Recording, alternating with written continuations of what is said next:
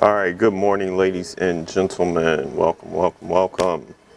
As Mr. Moon mentioned, markets are up.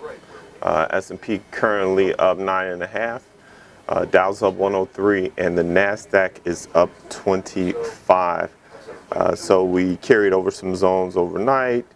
Dollar Tree, S&PS, as well as Oxy, and we'll see how those continue to play out for us. What is that popping over there? Oh, that's S&PS. S&PS, our entry for it. Where were we at? 139, around 139.17 for S&PS. So we're target is still the same, still set up.